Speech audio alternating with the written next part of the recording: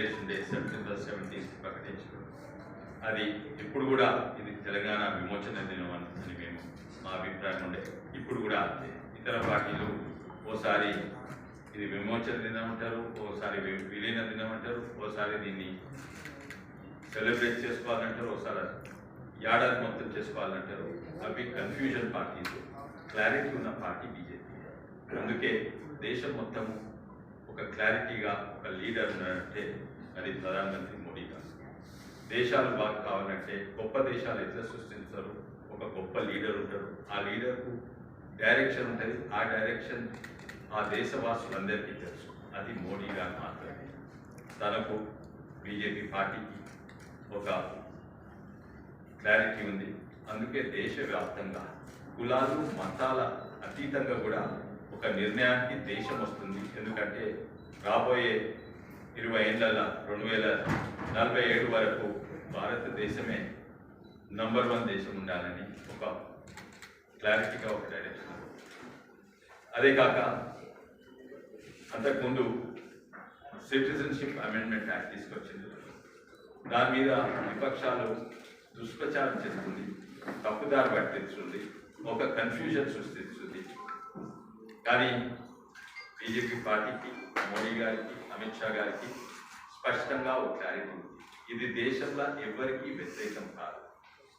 ఇది దేశంలో ఉన్న దేశవాసులు, భారతీయులు అందరూ భారతీయులే. వాళ్ళు హిందువులున్నా, ముస్లిమ్స్ ఉన్నా, క్రిస్టియన్స్ ఉన్నా, ఏ కులానికి ఏ మతానికి ఉన్నా భారతీయులుగా గుర్తిస్తుంది ఈ యాక్ట్. కానీ విపక్షాలు ఏం చేస్తుంది? ముస్లిం సోదరులకు ఒక అపోహ కలిగిస్తుంది. ఏంటంటే దీనివల్ల మీ సిటిజన్షిప్ పోయే అవకాశం ఉందని. ఇవన్నీ దుష్ప్రచారం. మాకు క్లారిటీ. అది ఓట్ బ్యాంక్ పాలిటిక్స్, మాదేమో ఇండియా ఫస్ట్ పాలిటిక్స్. ఇన్నేళ్ళు ఎన్నో పార్టీస్ పేద ముస్లింలను ఒక ఓట్ బ్యాంక్గా వాడుకున్నారు.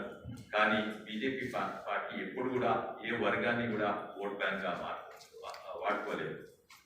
ఈరోజు చూస్తే మా చేవెళ్ళ పార్లమెంట్లో కొన్ని జాగాలలో, కొన్ని మండలాలలో ముస్లిమ్స్ మెజారిటీగా బీజేపీకి వేస్తారు. ఎన్నో కారణాలు ఉన్నాయి.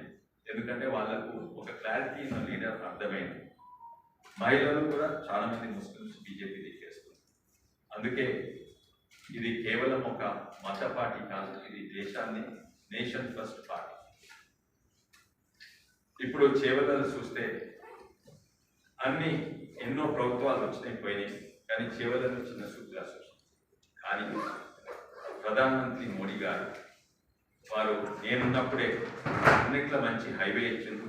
ఇన్నేళ్ళు లేకుండే, కానీ పాత ప్రభుత్వం దాన్ని భూస్వీకరణ చేయలేదు, అది డీలే అయింది. వాళ్ళు ముందుకు వచ్చింది ఏంటంటే చేవెళ్ళ ప్రాంతానికి MMTS ముందుకు చేస్తాము, శంకర్పల్లి దాని తర్వాత వికారాబాద్. వాళ్ళు నిధులు ఇస్తందుకు కూడా తయారుండే. కానీ ఇంతకు ముందున్న ప్రభుత్వము అది వాళ్ళ 50% వాళ్ళు ముందుకు రాలేదు. అట్లనే వికారాబాద్లో మొన్ననే 100 కోట్లు కేటాయించిండ్రు మన యూనియన్ మంత్రి వాళ్ళు, టూరిజం మినిస్టర్ కిషన్ రెడ్డి గారు. ఇటువంటివి ఎన్నో చేసిండ్రు. అదే కాక మన షాబాద్ రాయ్ చేవెళ్ళ పాపులర్, దాన్ని కూడా GST తక్కువ చేసిన దాన్ని ఎన్నోసార్లు నేనే రిప్రజెంట్ చేసిన. చేవెళ్ళ ప్రాంతం అభివృద్ధి అయితే కావాలని ముందు చూపుంటుంది. ఇప్పుడు చెప్తే ఎవరు నమ్మలేదు. ఎట్లయితే ఆ రోజు కోట్లాది మంది 10 రూపాయలు ఇచ్చినప్పుడు వాళ్ళు 100% నమ్మకం లేదు, నిజంగానే ఇట్లా అయోధ్య మందిరం అవుతుందని. అది 4 ఏళ్ల కింద 10 రూపాయలు కోట్లాది మంది ఇచ్చినప్పుడు అది 10 రూపాయలు అని ఇచ్చింది. కానీ నిజంగానే మన కళ్ళ ముంగట్నే అది కడతారు, అయోధ్య మందిరం అవుతుందని ఎవరు కూడా అనుకోలేదు. దాని తర్వాత అక్షంతలైనవి, దాని తర్వాత చెప్పిన మాటను నిలుపుకుంటాడనే నమ్మకం ప్రజల్లో వచ్చింది.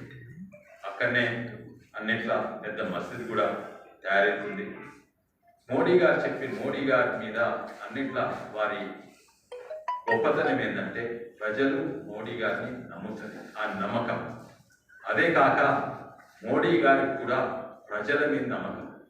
అందుకే ఇది నంబర్ 1 దేశంగా అయింది.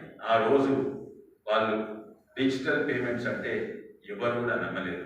ప్రతిపక్షాలు ఏమన్నారు, ఈయనకి ఏమైనా తెలుసా, ఆడ నెట్వర్క్ ఉంటుందా, ఆడ ఊరోళ్ళకు స్మార్ట్ ఫోన్స్ ఉంటాయా, స్మార్ట్ ఫోన్స్ ఉన్నా వాడొచ్చా.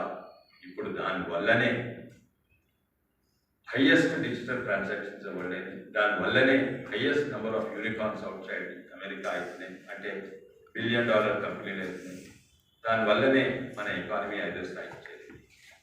చేవల ప్రాంతంలో ఈ సర్వేలు ఇవన్నీ ఎన్నో వస్తాయి, మేము కూడా చేసుకుంటాము. సర్వేలు కూడా కొన్ని దుష్ప్రచారం కొరకు చేస్తారు, కానీ మాకు తెలిసింది మేము చూసినాము, ఊరిపోయినాము.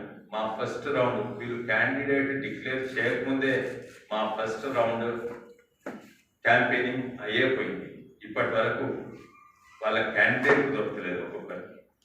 అయితే క్యాండిడేట్ దొరికినాక మళ్ళా సర్వే చేస్తాం, కానీ ఇప్పటి వరకు చేవల్ల బీజేపీకి భారీ మెజారిటీతో గెలుస్తుంది. ఎందుకంటే నమ్మకం, మోడీ మీద నమ్మకం. అందుకే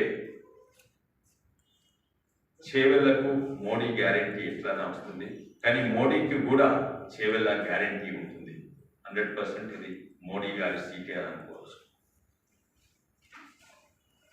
ఈ నడుమ చాలా పథకాలు ఇవి అవి అనౌన్స్ చేస్తున్నారు, కానీ మా మీద దుష్ప్రచారం ఇంకోటి ఏంటంటే అండర్ గ్రౌండ్ జరుగుతున్నది. ఏంటంటే మేము టీఆర్ఎస్ ఒకటే, మేము టీఆర్ఎస్ అసలే కాదు. ఎన్నో సందర్భాలలో కాంగ్రెస్ ఇంకా టీఆర్ఎస్ ఒకటే అని, అంటే ఇప్పుడు పేరు మారిన బీఆర్ఎస్ ఒకటే, కానీ మేము ఎప్పుడు కూడా కాదు. మా మీద ఆరోపణలు ఏంటంటే మేము లిక్కర్ కేసులైనా కాళేశ్వరం మీద చర్యలు తీసుకోలేదు. ఇప్పుడు ప్రభుత్వం వాళ్ళది పైసలు, ఎస్పెషలీ ప్రత్యేకంగా కాళేశ్వరం మీద, అవి కేంద్ర ప్రభుత్వం పైసలు కావు, అవి రాష్ట్ర ప్రభుత్వం పైసలు. అయితే ఎవరు చర్యలు తీసుకోవాలి?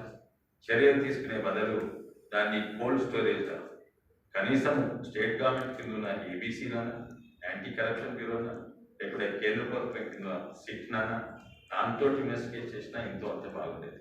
కానీ దాన్ని జ్యుడిషియల్ ఎంక్వైరీ పంపించి కోల్డ్ స్టోరేజ్, అంటే 30 ఏళ్ల తర్వాత కేసీఆర్ గారికి హాలిడే ఇచ్చినట్టు. వాళ్ళు చేయాలేంది వాళ్ళతోటి సాధ్యం కాకుంటే సిబిఐకి ఒక లెటర్ రాయాలి. ఎందుకంటే పోయిన ప్రభుత్వం చట్టం తీసుకొచ్చింది ఏంటంటే సిబిఐ ఇక్కడ స్టేట్ గవర్నమెంట్ విషయాలలో ఇన్వెస్టిగేషన్ చేయాలంటే వాళ్ళకు స్టేట్ గవర్నమెంట్ పర్మిషన్ కావాలి. ఆ పర్మిషన్ ఏమి లెటర్ అని రాయండి, అది ఇయ్యరు, ఇన్వెస్టిగేషన్ చేయరు, జ్యుడిషియల్ ఎంక్వైరీ పంపితే మీ అందరికీ తెలుసు.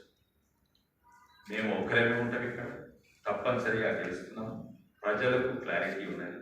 అందుకే చేవెళ్లకు మోడీ గ్యారెంటీ అండ్ మోడీ గారికి చేవెళ్ల గ్యారెంటీ.